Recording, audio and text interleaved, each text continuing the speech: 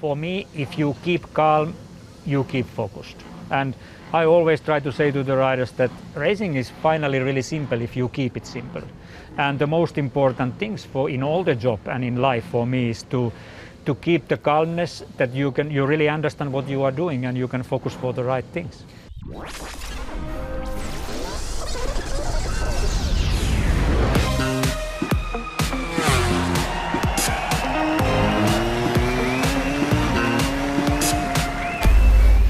So hello and welcome to Last on the Brakes, the MotoGP podcast, giving you all of the best chats, hopefully, with the biggest names in the MotoGP community. Bit of a deeper dive here, some good longer form conversations. I'm Fran Wild, with me as ever, I'll say it in your style, is Matt Dunn. I do say that every time, don't I? Who have we got on the show today then? Well, we have Aki Ajo. In Spanish, his name means here garlic, but Aki Ajo, one of the absolute stalwarts of the MotoGP paddock, and one I like which how I you think started with that. Like I had to put it in. It's just day. been in the back of my mind the whole time, mainly because of our Spanish colleagues. But Aki, a stalwart of the paddock, and I think actually we want to get him on because I think he's coming out of being underrated in how big an influence he's had on the amount of riders in the top class. Probably not within the paddock, but definitely in the public. Like exactly. Everyone's like, "Oh, this guy's like, yeah, that guy." He is the guy, like one of the guys, isn't he? He is, Aki Ajo. definitely. And I really think this conversation we've had with him, I think, was so enlightening. But then also just so many lessons, which people often talk about. The beauty of racing and the stories in it is it's a bit of a snapshot at life, at broader society sometimes. Yeah. And the things he describes about his own managerial style are so relatable to other industries far beyond motorcycle racing. I really enjoyed this one. Yeah, definitely. And I think as well, just in general life, some of it. Yeah. Like, especially in the social media age, it's easy to kind of get caught up in not focusing on yourself in a selfish way, but to just like lose balance a little bit easier in the world today. Certainly in like the global north. I definitely wanted to say to bring up the comparisons with social media, but with Aki Ajo, I just sort of thought, no, let's keep it a racing. But I think everyone listening, if you really pay attention or listen to it a second time or a third time, you can really pick up some real relatability with all of our lives with social media and other outside influences. It's a cracking conversation. But with this conversation, we do at the end have quickfire questions as always. As always. And at this point in the podcast, we always throw to you guys with the question of the week. We'll be getting on to some of the answers from last episode's question of the week at the end. But this week's question of the week, I want you guys to do some homework for us, please. Do you want to say question of the week any more times? Yeah, I do. Give us 3 quickfire questions that you want us to give to riders, do our jobs team for managers. Us, guys. Do it. No, just because you guys have some great suggestions. As someone did actually write in the last episode, can you please ask this as a quickfire question? So we'd love to hear you guys' take. What do you reckon? But yeah, because we're basically finding out that no one really has any fears and phobias. Yeah. So things like that, we're going to freshen it up a little bit, but want to try and keep it democratic. So if you do have any ideas, let us know. This is your show as well as ours. And how do they let us know? In the YouTube comments, beneath the YouTube version of this podcast, or tweet us using hashtag MotoGP Podcast. That would be wonderful. So MotoGP Podcast, hashtag Twitter, get it done. Should we crack on with the episode? I think we should, yeah. Here we go. As everyone can tell from the title and from the intro, our guest this week is Aki Ajo. Thank you very much for talking to us. So as we were saying, this is kind of to get to know you a little bit better, especially this season. I think there'll be a lot of people who will want to do that with the incredible success in Moto2 and Moto3. But first of all, we wanted to start with, how did you get into racing? Well, if I really go back when I was young, my father was involved in car racing, so he was driving rally in early 70s when I was really small boy. And that was quite, let's say, as many people know, quite common and normal in Finland. Yeah, it's a bit of a stereotype. The rally world. Yeah, so he was in rally and some rally sprints and ice racing with the cars. But actually, we didn't have too much bikes in the family when I was young. But I don't know why, but somehow I was really interested about the bikes already in that time when we were traveling to the races, rally races and car races, and sometimes in same races were together also the bikes, and I remember that I was really enthusiastic to see the bikes all the time. So that's how everything started. But then it was quite long time also that I finally get a chance to get own bikes. Also, let's say that I needed to start quite early for the money. My family unfortunately didn't have this position that they could support me too much when I was really young for this, and I started to make some business with mini bikes or mopeds, let's say, when I was 13-14 years old, and that's why I collect the money for my own bikes, and then I started to racing when I was 16 years old. Amazing. That's cool. And so where did it go from there? Because I read you did do a bit of racing yourself, obviously, and then how did the managerial side of it come about? Sorry, the managerial side of your career, how did that get transition from racing to becoming a manager? No, I was racing myself in road racing and ice racing until let's say that I have one quite big injury in road racing. I was always racing mainly in 1 to 5 class in road racing, and I had 96 quite big injury, and actually this happened in hospital when I was quite many months. I spent a lot of time in hospital after the big injury, and somehow I had already young family in this moment, so I decided that hey, maybe it's better to start to try to find some other way to continue my racing career than riding, and I never maybe achieved the level what I was looking for, and it was also, I have to say, quite difficult to come from Finland, that I needed to do everything, nearly everything with myself, and yes, I remember it was in this difficult injury moment when I decided to open the Ajo Motorsport company, and actually then this happened 96, this injury, and beginning of the 97 I founded Ajo Motorsport and opened the first teams in ice racing in Scandinavia and also in European Championship in road racing. Amazing. Okay, that's cool. So do you think then, although you say you didn't quite get to the level you achieved, obviously you were competing and professionally, do you think that helps you now in your role as a manager, having that perspective from having competed? For sure, all the history helps, and I think also it helps that everything was not so easy and takes quite a long time, let's say, to improve in many areas. So of course it was a long, good school for everything, and I would say that already what I mentioned before, that when I was making business with the mopeds to really achieve my dream to get the first motocross bike when I was really young, this was already first part, like economic school, let's say, which helps me in the future. And of course the own riding career, in that time many people needed to do most of the things alone or with a small group, and you need to be your manager, you need to be your physical coach, you need to be your engine tuner and everything. This all helps then during the years. Everything helps and prepared you to then in one moment to run the team, or let's say to start to learn to be a team manager and all this job. We've spoken to a few managers now, and the theme is the same. They've pretty much all of them have each done nearly every job in the team before they've become a manager. Do you think that's a real recipe for success? Even going forward, a manager who wants to be a manager in 2030 in MotoGP, would that still be a prerequisite? Of course, new generation is different, and I'm sure there will come really good team managers, maybe even better ones in the future. But in our age, yes, it was really important for us, if I can say older guys, that it helps if you have riding career there, that you understand about riding, you understand a little bit rider's mental part, which is really important in this job and in this business, and of course all the rest for business, etc., everything. So more you collect information in different working areas, I think it really helps you then in the future. All right. Well, you seem to be a very calm person. There is this Finnish stereotype. Everyone has one, and we always get jokes about stuff like as soon as it rains, even when we're in France, it's British weather. But do you think, is that something that's really important as well in the role, to always approach everything with that calm, kind of measured approach? I think maybe the nationality that I'm from Finland, and we are basically quite calm.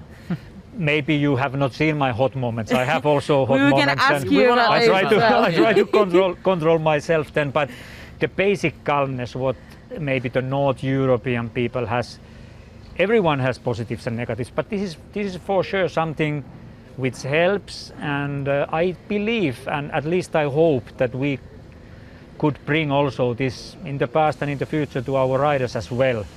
And for me, if you keep calm, you keep focused. And I always try to say to the riders that racing is finally really simple if you keep it simple. And the most important things in all the job and in life for me is to keep the calmness, that you really understand what you are doing and you can focus for the right things. That's kind of what we wanted to move on to and talk about, how everybody who comes under your IO Motorsport umbrella instantly becomes calmer. I'm looking at the likes of Remy Gardner. You know, he's a completely different character, on the outside at least, throughout the seasons. But one thing I do want to ask you about you being calm is, has there ever been a moment that any of the riders underneath in your team has done something where you couldn't understand how they did that, a bad thing, that you couldn't keep calm and you went, how did you do this? Like, has there ever been a time? For sure there has been those moments, and even for myself that I think, Aki, how you did this, that you could not keep enough calm. So for all of us this happened. But as I say this, let's say that I would like to say that it's not only me, it's of course our team structure is maybe a little bit built in this way that already maybe when we hire the people or look the people for the team, we are maybe looking some characters who fits for our structure and our style to work. And I think the calmness generally is already coming when we are hiring the new people or continue to work with the people. They are learning more and more this style. So it's not only me, but for sure this is something what I think we need to have in racing. But in other hand, we also see that sometimes maybe we not European people, we also need to see how, for example, Mediterranean people are reacting for it. Sometimes this that you are sparking, or how you say that you get quite quickly hot and everything. This helps you also. So it's not only one way, but maybe this North European style what we have bring is this calmness. Yes. Understand. Okay, that's interesting. So focus and calmness then, and that mixture of everything seems to be a big thing for you. So we've also seen you talk about riders who are willing to sacrifice stuff to go into their careers. I guess you mean in that sense to focus so completely on the job that they're doing. How do you see that in a rider, and how do you kind of manage that? What is it in the box? Like we've seen, like we said, with Remy this season as well, Raul as well, and Pedro especially, they seem very, very focused. How do you see that in a rider, choose them, bring them in, and, you know, how do you create this incredible kind of recipe?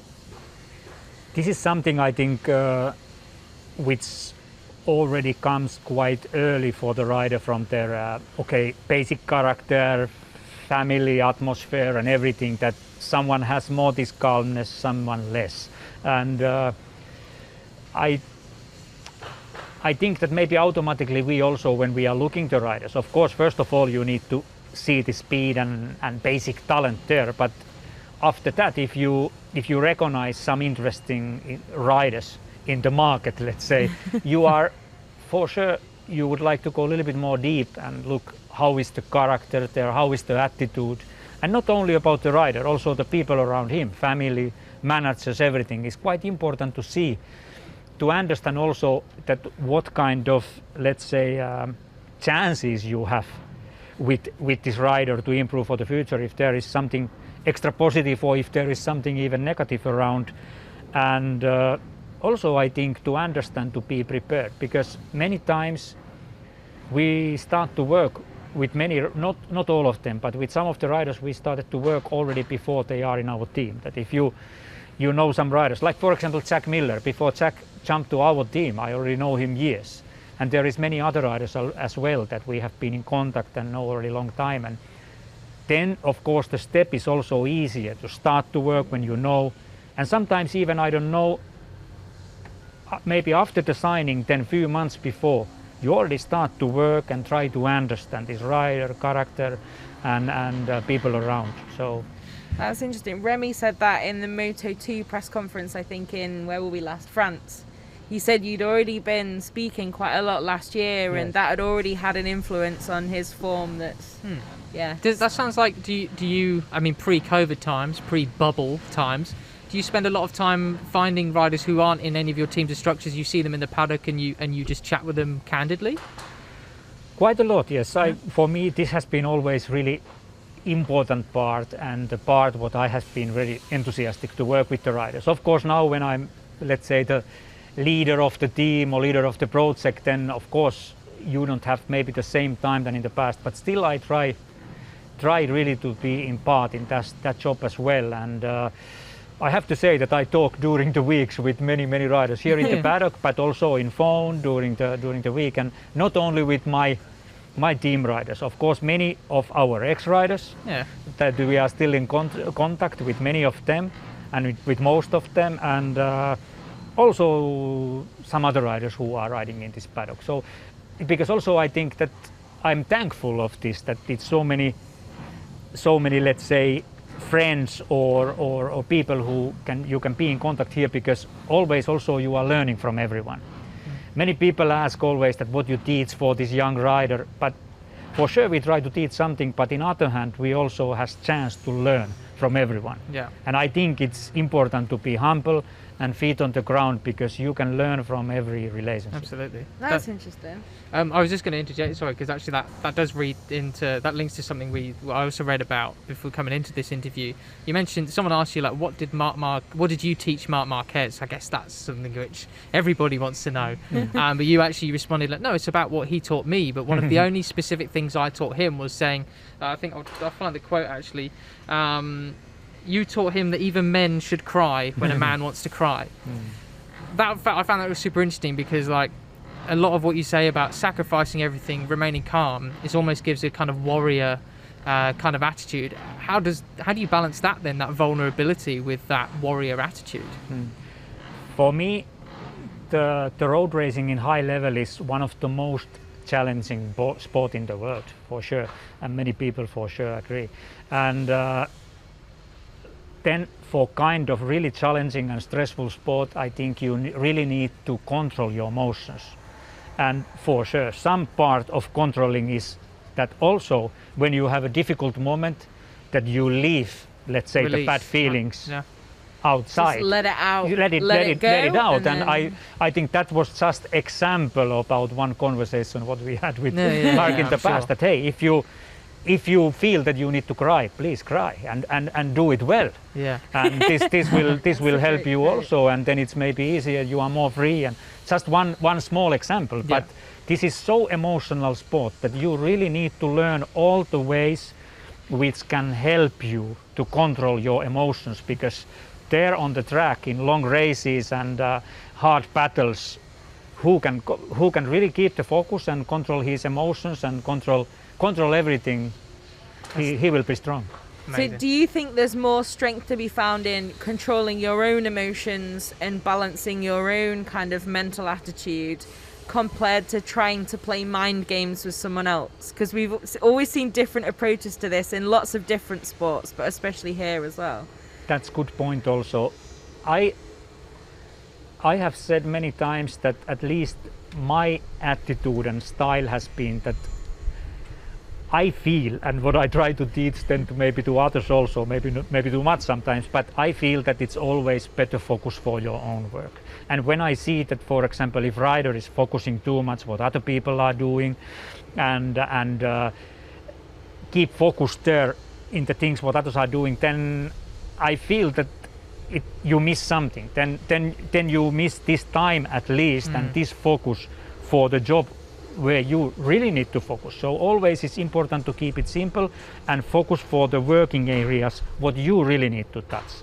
Why to disturb yourself mentally with the things what you cannot touch? That's what I always try to talk with the riders, that we just have to focus for the points what we can change and what we can improve, and keep it simple. I feel a real life version of what you're talking about there is sometimes what we see in Moto3, where everybody's looking for a toe, and I know that's, having read so many interviews and articles, you try and say to the riders, do your own laps, because that's what's important moving up. Is that right? That's right. For sure, we try to teach basically riders in Moto3. And what for example, I have seen, for example, Jaume Masia, one of our riders, that I have seen that he has been a little bit unlucky beginning of the year, but he's already a really strong rider. He's fast. But what I have seen positive thing during this year when he has been in our team, that he really focused in the practices for his own work, and for me is important. But on the other hand, Moto3 is a very difficult formula. Those are small bikes and not so much power, so slipstream plays really big role also. For example, here in Mugello especially, and you cannot just push the rider in every moment to work alone. If you can see that by slipstream you can improve your lap time 1.5 seconds. But mainly yes, it's important to focus for your own work all the time, and of course especially on the track. Well, one person we've got to talk about more specifically, obviously there you're saying about Jaume, who has had some really bad luck this season so far. Someone who's had some good luck and kind of taken the paddock by storm is Pedro Acosta. Obviously, he was a really dominant force in the rookies last year, and he was runner-up the year before that as well, I think, and had some injury struggles. So he got really good record coming into here and in the CV. But did you expect this? Let's say generally about our team this year, I was feeling, and we were feeling already end of last year when the season was done, and we see our new structure for 21 season, that we have something special in our hands. But maybe we didn't expect start what we have had so far this year. Yes, and especially Pedro also, we didn't expect that he will win many races in the beginning of the season, for sure not. And this really for sure surprised everyone. But for me, it's first of all really nice to follow kind of talent, and of course there is something special if you can do something like this. But many people always ask me to compare riders to compare maybe new talent to someone else who has been in similar situation in the past and is now in MotoGP. But it's always difficult to compare the riders, and also what I would like to say that now most of the rookies are maybe even more prepared than in the past. That of course this is something about the culture in the strong countries of road racing, which has changed a lot, and the championships are really tough, and families and people around the riders, they start earlier and earlier, really focus and let's say in professional way to educate and develop the riders. So now we can really see that sometimes even they are rookies when they come here, they are quite prepared in the championships, in let's say in junior world championships and other championships.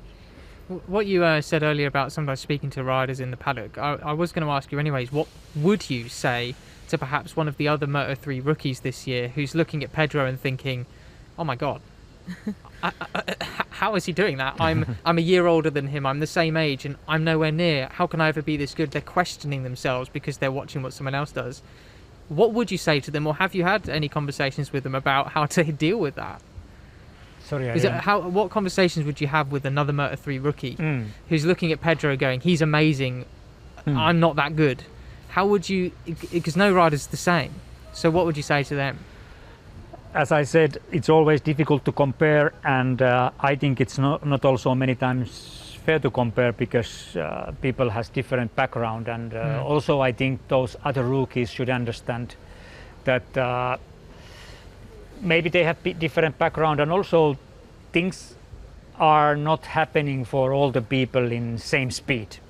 Like we see in many sports that someone is really good when he's young, another one who is not so good yet maybe could pass him in the future. So always same thing, focus for your own work. Of course you try to analyze what happened around, but not to be jealous or not to get frustrated, just for learning that if you can bring something for your own work and test if it works for you and make you better, okay, why not? But it's better keep focus for the own work, and of course the trust for the work. It seems to me that your whole philosophy is almost efficiency for yourself. So if it's efficient to let your emotions out and get rid of it, cry or rage for a few minutes and then it's gone, then do that if it helps you. If it doesn't, then don't. And everything is just about that. Oui. Is that too philosophical? I was just thinking it's quite nice though to encapsulate it in basically just ignore everyone else. Everything that you need to do to make yourself faster, better, anything, that's the only focus. I don't know if it's only focus, but let's say that it's maybe more the way to try to calm the rider and to make him trust to himself. Because I see many times this is really hard and tough world here. And of course, riders are quite pressurized for many things. This is not safest sport all the time. There is some risk, and also the pressure to stay here in the championship, to have a good seat, let's say for the next season and for the future. The pressure is always really high, and I think one important part of the team also is to keep the pressure under control, that rider can do his job and focus for his job. Okay, I repeat always the focus and calmness, but those things are so important, and if we can find the ways to keep a little bit pressure out, it's easier than keep the focus and calmness during your work. I would like to, in that note, then ask you about, you spoke a bit about Jalmar earlier. How because I'm aware that obviously we're still in this season and he could well watch this, but I'm really interested to know how he's coping from your perspective with what good fortune the other side of the garage with Pedro is having, yet he's not had that fortune. How are you managing that situation with him to convince him, because you brought him in to be your title contender? For sure, it's always if your teammate is strong or surprisingly strong, of course this makes you thinking that what happened, but in other hand, I think always need to find positive points, and if in team if there is two fast riders, and if the relationship, like we always try to keep in our team, that in two riders team we are like a one family and everyone help each other, I think there is so much positive things what you can get out from this situation, that your teammate is fast, so you cannot frustrate and lose this opportunity to get those positive points out just for this, that you are negative or jealous or something like this. And this is also one important point what we try to teach our young riders especially. Yeah. Of course, it's easier in Moto3 and even in Moto2 than in MotoGP when riders are more experienced and whatever, but maybe young riders are sometimes, let's say, has a little bit more respect for the team than older riders. I don't say that they don't have a respect, but maybe it's easier for teach to young boys than the older guys. But for me, it's also one part of the education, or one step of the education to teach for the riders to get positive out and really understand that this is the team sport. I many times say that road racing is really team sport, that alone you cannot make really big things here. You need a great team around you. That's amazing. That's cool. So going back to then, before we start getting onto our quick fire questions, just wanted to ask you, who or what are some of the most important things that you think you've learnt from some of the riders that have come through your teams who are now in MotoGP? Because you've got a lot of them. It's actually amazing. I don't know how you watch the race. Like, who are you like thinking like, oh no, who are you cheering for? Yeah. First of all, I think me and our whole team, we are so thankful that we can work with so many different talents, and this is something which really makes you to enjoy your job. But I would say generally that what I have at least learned, that every character is different. I remember that when I was, let's say, beginning of my team manager career, I tried to help all the riders in same way. It was my way, Aki Ajo way, what I have learned when I was rider, beginning what I learned to be as a team manager. But when I get older and see also that different generations are coming, because let's say young 15, 20 years old guys, they are quite different now than they were 20, 30 years ago. Social media. Also, yes.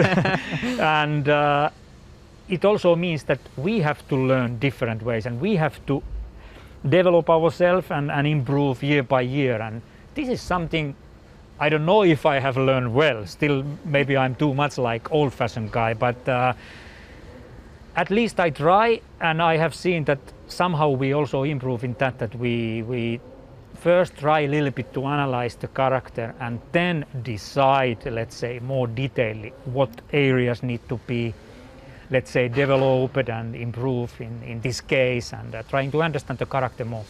That's interesting, because you do have 4 very different characters in Moto2 and Moto3 now, so I can imagine like it's a different conversation on Sunday morning with Jaume and Remy, for example. But again, the great chance to learn more when you compare those guys. I find that particularly just thinking about someone like Raul, the way Raul conducts himself around the paddock just on his scooter, just casually, he still has the demeanour and the personality of a Moto3 rookie coming in here. He's not changed yet. This kid, I mean, the rumours are that he could be a MotoGP next year. I mean, is that something that you've still drilled into him, or is that natural? I think it's coming from the character, but of course maybe people around, family, whoever is working with the rider team as well, you can try, let's say, and some riders are maybe more, some are so strong maybe in mind that they just follow their way, and sometimes they are listening maybe more, but this is something, if riders can keep this normality as long as possible, I think this is something that it really helps you, because I see that it's so easy also to get confused. This is quite popular sport and quite popular thing where we are, and it's easy to get blind. And when people, especially in the good moment when you are doing well and everyone is talking about you, about the rider, it's easy to get a little bit lost. And I think then if you have the feet on the ground, experienced people in this business around you, for sure, it helps you, and at least it's better chance that you keep the right direction. But still, I have to say there is many riders who maybe never get proud or never get blind for this. I would like to mention, for example, one example, Jack Miller. I have worked with Jack many years, and Jack is still this normal young boy what he has been also in the past when he traveled from Australia to Europe. Brilliant. That's awesome. That's cool. This, I'll tell you what, it's been such an enlightening conversation. I feel so many things you've said relate to normal businesses and normal managers in all other industries. So it's really fascinating. Before we let you go, we do have 5 quick-fire questions we need to ask you. Quick-fire round. So Fran, if you would like to start with us. Can we remember them? I'm still on page 1. Oh, so you can flip over. Hang on, let me flip over. They're the same for everybody, and we want to compare the answers, but some of the answers have been so similar. The only person who's really gone properly thinking about it, I think, is Franco Morbidelli. So you've only got one competition. But I'll let you start. Okay, so they're just easy, quick things. Where is your favourite place in the world? Home. Perfect. Everyone said that in the paddock. There's a theme, which, by the way, there? is Finland, isn't it? That's where you live now. Yeah. Perfect. What is your favourite dessert? I like too much chocolate. Oh, really? Yes, too much. Good question. At least this is something. Is that from your time in Belgium? The Finnish chocolate is the best. Is it? Yes, that's my opinion. Oh, well, I'm even more gutted we're not going there this year then. Do you have any phobias or fears? Or superstitions, maybe? No, I don't think so too much. Maybe when I was younger, yes. Also, I was rider, so I have those things what I have to do before I jump on the bike and those things. But not maybe too much anymore. I don't think so. Maybe the age helps for that. You keep saying you're old and you age, but I think you're a young man. I feel that though. Like now I'm like, wow, the things you do, even when you're like in your early 20s and you think you're like 50 years old, and then looking back already, I'm like, wow, I did not know. I'm still terrified of spiders. I'm between 50 and 100, so I'm a little bit older. Okay, so last question then. You can have dinner with 3 people, dead or alive. Who are they? Oh, so difficult question. No. You know, I'm from Finland, so they always think that I'm a little bit strange because I would like even to eat alone. But I love it. But this is difficult to say. But I would say generally that I like a lot to read the books about the life stories, and for me, doesn't matter if it's the normal people on the street, always the life story is interesting. And I would like to always learn from other people what they have done. And it's interesting to hear each life story of the people. So I'm quite sure that I will enjoy listen anyone who has something to tell about his life. That is awesome. What a great answer. I actually That's enjoyed a good, yeah. Brilliant. Good Cool. stuff.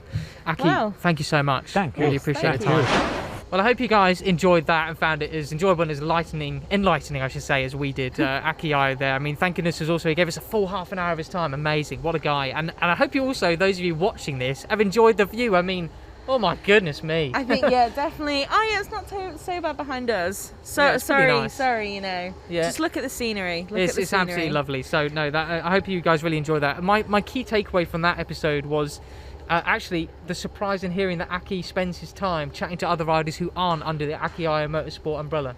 I think that I don't know whether that's, I wanted to ask him whether that's altruistic Out there or like if there a is talent shop. yeah, well, all the maybe, time. is that it? But also No. I gather from speaking to him, there's more altruistic. He just wants to see all the riders succeed, doesn't he? I think it's an interesting one as well, because when you do have such a reputation for success in a certain area, which with him is definitely management, not in terms of contracts, but in terms of how he's able to just get the best out of so many different riders that we've seen over the last few years, that it must be like, as soon as you've got his phone number, it's like, well, I could just do with just asking him, if I just And why not? maybe the phone's just constantly ringing. But no, it's really nice, and it's an interesting one, I think, like we said at the top of the show, thinking about it in a broader context of our own lives, but also just, to get a bit of a glimpse behind the curtain. And it's not the sort of, I don't know, I think it's a much more rounded atmosphere in the team, that when you see the brutality of Pedro Acosta on track sometimes, Or just Moto3 in general. and Moto3 in general,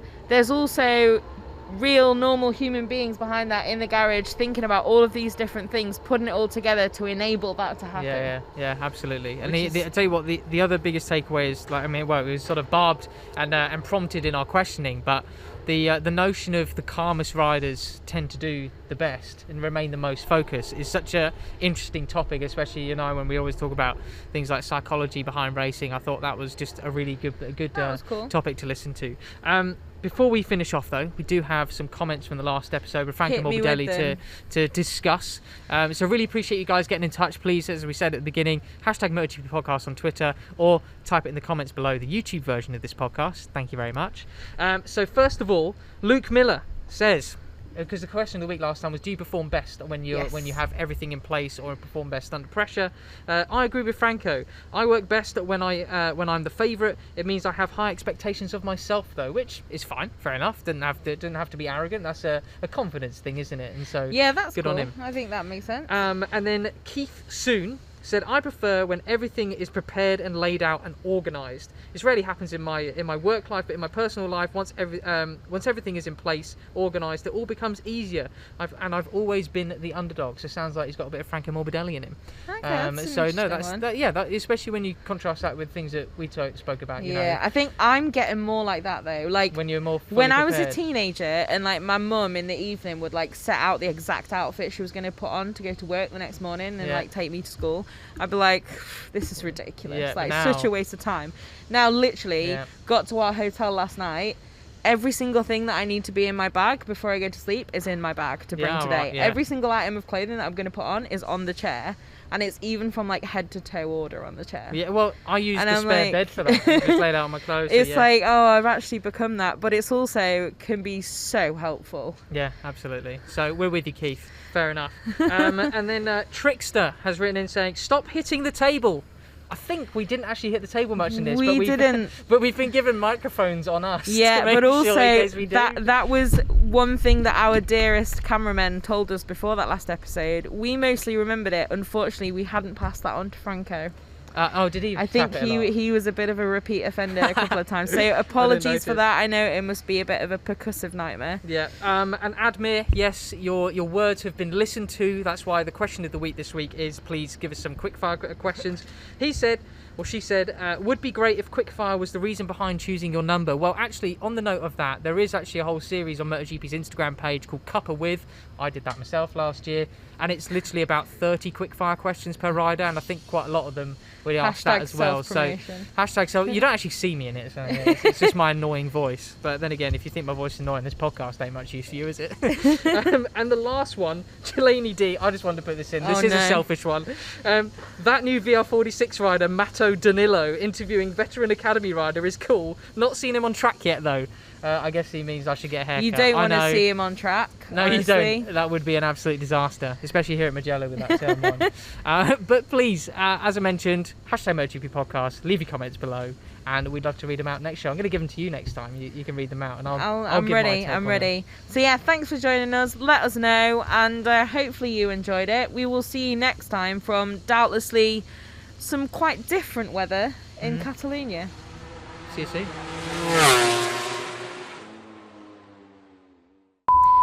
So hello and welcome to Last on the Brakes, the MotoGP podcast. Place to come for in-depth chats. Shall we do that again? Yeah. Bravo.